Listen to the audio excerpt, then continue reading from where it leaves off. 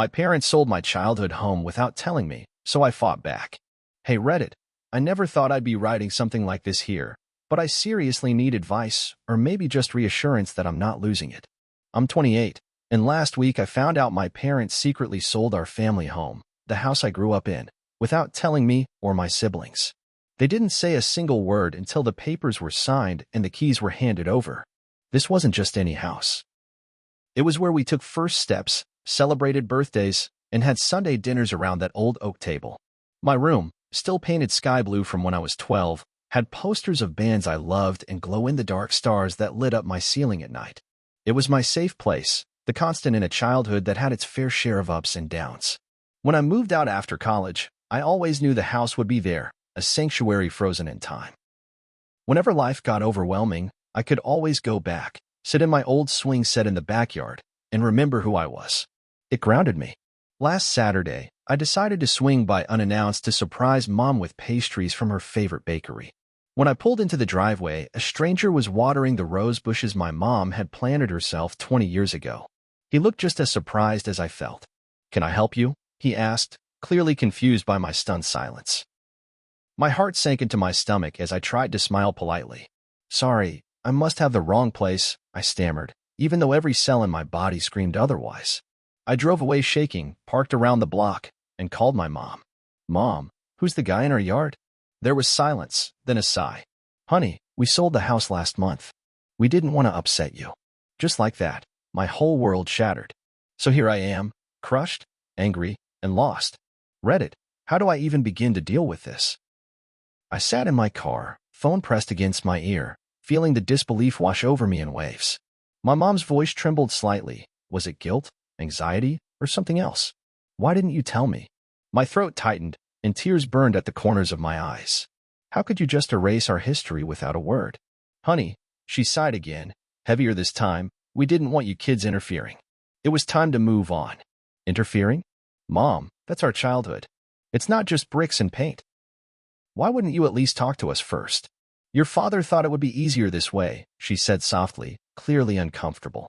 And honestly, I agreed. "You've always been so sentimental. We didn't want drama." Sentimental. Drama. Her words stung, dismissing my feelings as if they were a childish tantrum. I deserved better than finding out from a stranger, I whispered, tears finally slipping down my face. She paused, then quietly said, "We can talk later," and hung up. Feeling numb, I drove to my older sister Emily's apartment. I knocked urgently until she opened the door concerned. One look at my face, and she knew something was wrong. "They sold the house," I managed, my voice cracking. Emily's eyes widened, shock mirroring mine. "Wait, what?" she stammered, stepping back as though I'd struck her.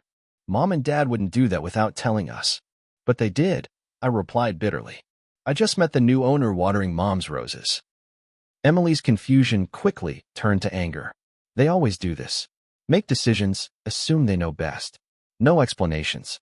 It's so damn disrespectful." As we sat in silence on her couch, memories of holiday dinners, scraped knees, whispered secrets under blankets. Everything felt betrayed, stolen. Reddit, how do I confront my parents when it feels like they've robbed us of our past? Emily and I decided we couldn't let this go. We looped in our younger brother, Max, who was living a few states away. When we called, he thought we were joking at first. Then he went dead quiet. "Why would they do that?" he asked, voice brittle. "Was it money? Are they in trouble?" Neither of us knew. We group texted our parents, demanding a family meeting. The reply was short: Sunday, noon. Our new place. Their new place. That stung. When Sunday came, we gathered in a sterile, unfamiliar condo. The air was thick. Mom looked tired, Dad more defensive than usual. "Let's just get this over with," Dad said, arms crossed. "We're not going back." Emily's voice shook with anger. "You just erased our entire childhood and thought a text would fix it? That's not okay." Dad's jaw clenched. "It's just a house. We needed to downsize. It was our decision." Max tried to keep the peace, but even he looked wounded. "You should have told us. We wanted to say goodbye and grab our things." Some of my stuff was still in the attic. Mom finally broke down, tears slipping down her cheeks. We couldn't afford it anymore. The mortgage, the repairs, it was overwhelming. We thought if we dragged it out, it would just get harder for everyone. For a moment, I almost softened. But then I remembered the roses, the swing set, all those memories handed to strangers. You didn't even give us a chance to say goodbye, I said quietly. Nobody spoke for a while. The silence between us was heavier than any words. That night, I knew this wasn't just about a house. It was about trust, about family, about what we owed each other. And the cracks were starting to show. I couldn't sleep after that meeting. It gnawed at me, knowing that all the tangible parts of our childhood, photos, drawings, the lopsided bookshelf I built in shop class, could be gone. Emily felt the same. We decided to reach out to the new owners. I found their number on the for sale listing and dialed with shaky hands. A woman answered. Her name was Sarah. She sounded wary at first, but softened when I explained. I'm sorry, I said. I know this is weird, but I grew up in your house. My family sold it without telling us, and there are things in the attic, and, well, it's hard to let go without saying goodbye. Would it be okay if I came by? Just once. She hesitated, then agreed. You seem genuine. Just let me know when. That Saturday, Emily and I drove over. The house looked the same, but everything felt off.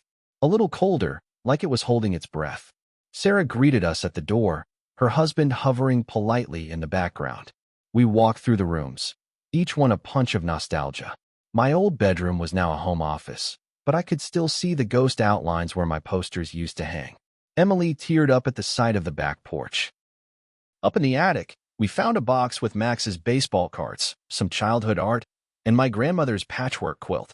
There was so much left behind, packed into memories and cardboard. Sarah, let us take what we want.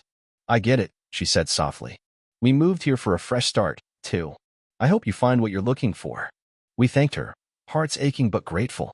As we left, I realized closure wasn't just about stuff.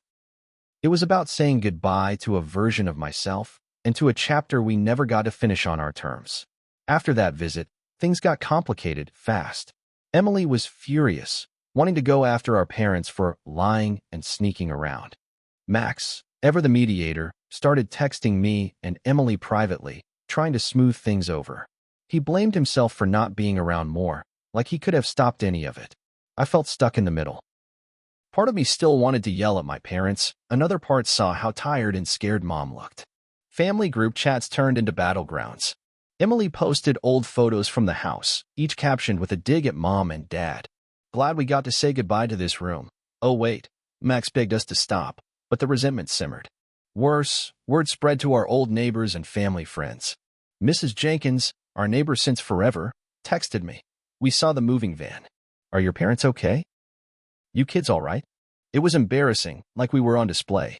My godfather called from out of state, telling me he'd heard rumors of a family crisis. Small towns, I guess. I met up with my childhood best friend, Chris, at the local bar. He'd moved away, but he got it.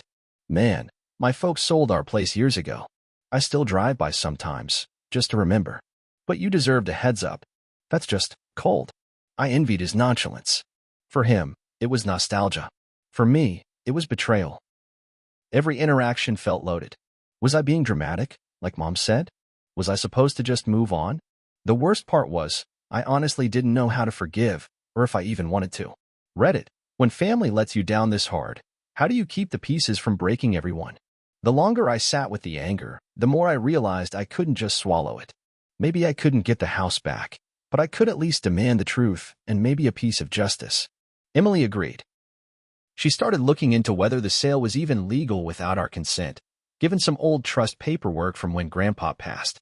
I dug up messages, emails, anything that might show we should have been told. We met with a lawyer who was sympathetic but blunt. Unless you were co-owners, your parents didn't need your permission, she said. But you may have a case if personal property was sold or trashed without notice. I thought of Max's signed baseball, my old journals, and the family heirloom clock. The lawyer suggested we formally request an itemized list of what was left behind. The legal route felt both empowering and exhausting. Mom called, her voice strained. Do we need lawyers? Dad was even colder, accusing us of greed and punishing them for downsizing.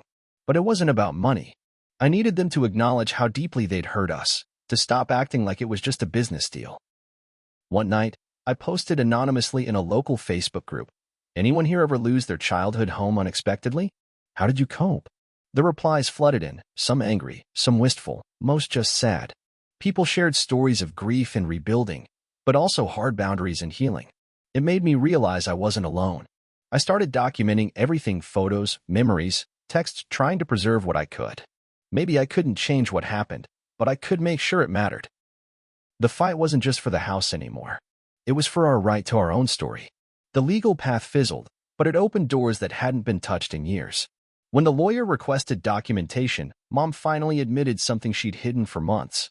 My dad had lost his job last winter. They'd been quietly struggling ever since, falling behind on the mortgage. We were embarrassed, she said through tears during a tense family call. We didn't want you to worry. Your father was so ashamed. Dad, usually stoic, actually looked broken. We thought we could fix it ourselves. By the time we realized we couldn't, it was too late. We made the sale fast so we wouldn't lose everything. I'm sorry. The confession knocked the wind out of me. All my anger had been about betrayal, but suddenly, I saw desperation and fear instead of malice. Emily went silent. Max cried openly. None of us had ever known. Still, I couldn't ignore the hurt. You could have trusted us, I said. Even if you didn't want help, we deserved to know the truth. Dad nodded. You're right. We messed up. We let our pride get in the way. The conversation turned raw. Emily, voice shaking, told them, I would have given you my savings if it meant saying goodbye to our home the right way. It didn't fix anything, but it shifted the pain. Now it wasn't just about what we'd lost, but the secrets that drove us apart. The wounds were deeper than just four walls and a roof. For the first time, we were all honest. It hurt, but somehow, it was also a start. After that call, the silence in our family group chat was different, less hostile, more fragile. I started talking to Mom again, slowly. She apologized in a real, unguarded way, promising to never hide something so big again. Dad, for his part, sent me a long email. It was clumsy and awkward, full of half-finished thoughts, but he ended it with, I wish I'd done better by you. Emily stayed furious for a while. She told me she wasn't sure she'd ever forgive them, and honestly, I understood. Some nights I lay awake replaying every moment. Could I have seen the signs? Could I have done more? Or was this just the way life blindsides you, no matter how prepared you think you are? A week later, Max came to visit. We drove past the old house together. The new owners had repainted the shutters and planted fresh flowers, but the swing set was still there, worn, creaky, defiant. Max stopped the car, and we sat in silence, just looking. He said, it'll always be home to me, even if we can't go back. Something in me let go then. Maybe we'd never get the ending we wanted, but I realized I could carry the good parts forward. I could grieve the house and still be whole. Back at Mom and Dad's new condo, we all met for dinner. It was stilted and sad at first, but we shared stories, even laughed a little. It wasn't the same, but it was something. I realized healing wouldn't come all at once, but maybe, with honesty, it could begin. The weeks that followed were bittersweet. Emily kept her distance, only replying to group texts with curt okays and the occasional meme. I checked in on her, but I understood why she needed space. I went through the box of mementos from the attic, my journals, Max's baseball, the quilt.